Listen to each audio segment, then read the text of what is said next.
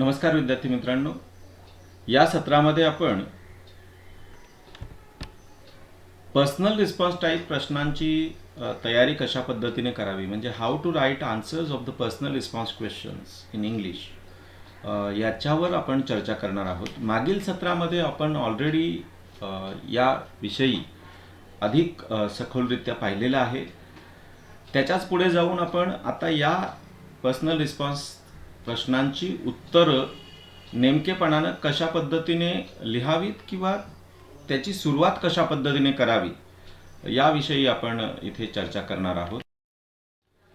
साधारणतः personal response type प्रश्नांचे काही प्रकार पडतात. त्याच्यामध्ये रिझनिंग टाईपचे पर्सनल रिस्पॉन्स क्वेश्चन असतात, त्याचबरोबर रिफ्लेक्शन टाईप, त्यानंतर ॲनालिसिस टाईप, कनेक्शन्स टाईप आणि इतर प्रकारचे पर्सनल रिस्पॉन्स क्वेश्चन देखील आपल्याला पाहायला मिळतात.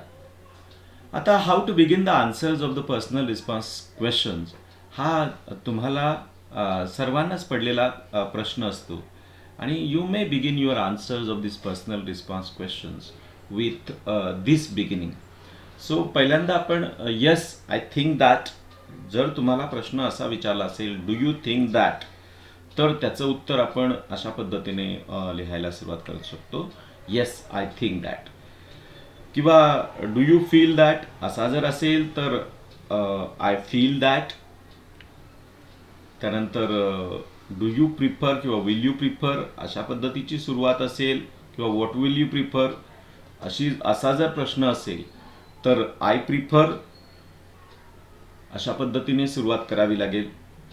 त्यानंतर अकॉर्डिंग टू यू अशा पद्धतीची जेव्हा पर्सनल रिस्पॉन्स टाईप प्रश्नामध्ये जर सुरुवात असेल तर त्याच्यामध्ये त्याची सुरुवात करताना, आन्सरची सुरुवात करताना आपण अकॉर्डिंग टू मी अशा पद्धतीने करावी. किंवा what is your opinion about this, तर तुम्ही इन माय ओपिनियन अशा पद्धतीने त्या पर्सनल रिस्पॉन्स टाईप प्रश्नाची सुरुवात करू शकाल. त्यानंतर डू यू लाईक, तर तुम्ही येस आय लाईक किंवा नो आय डोंट लाईक अशा पद्धतीने त्याची सुरुवात करू शकाल. आय लाईक टू अशा पद्धतीने पण आपण त्याची सुरुवात करू शकतो काही प्रश्नांची. आय नो ही देखील एक आपण सुरुवात करू शकतो. किंवा I believe that, do you believe that किंवा डू यू नो अशा पद्धतीचं असेल तर आय नो आणि आय बिलीव्ह अशी आपण सुरुवात करू शकतो. डू यू अग्री असेल तर येस आय अग्री किंवा आय अग्री. आय डिसअग्री, तुम्ही जर असहमत असाल तर इट्स क्लिअर दॅट अशा पद्धतीची पण तुम्ही वाक्याची सुरुवात करू शकाल.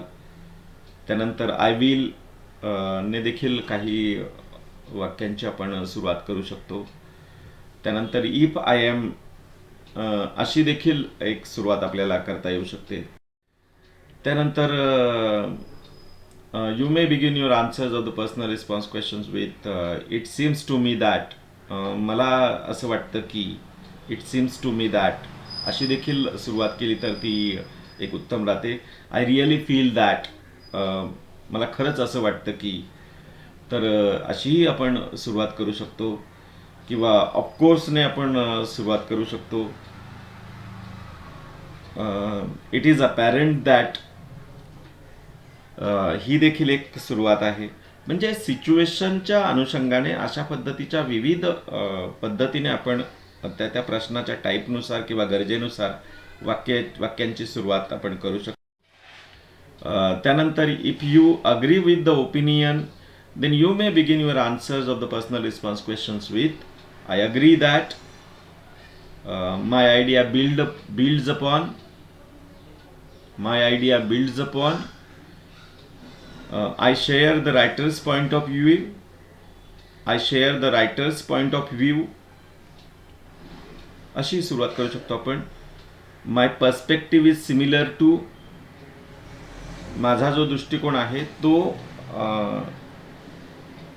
च्या सारखा आहे.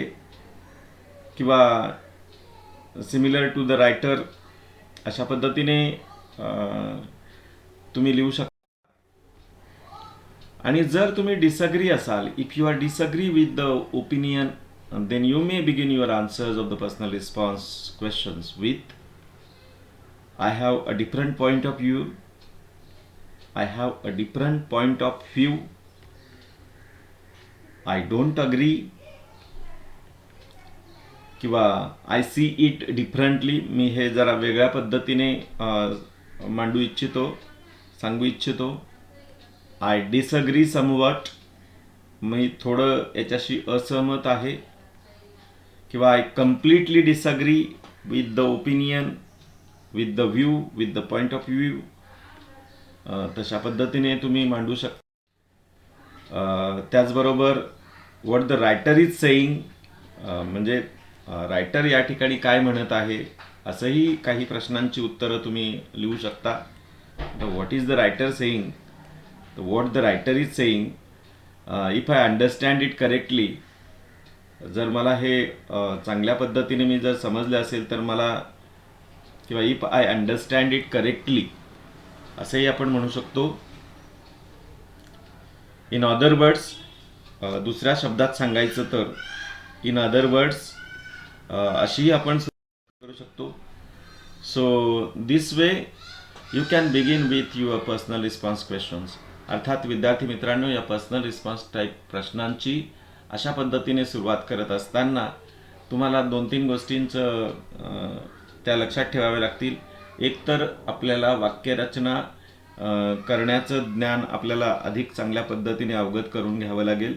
आणि दुसरी महत्त्वाची गोष्ट की टेन्स जो टॉपिक आहे, तर त्या टेन्सवर आपल्याला थोडं वर्कआउट करावं लागेल.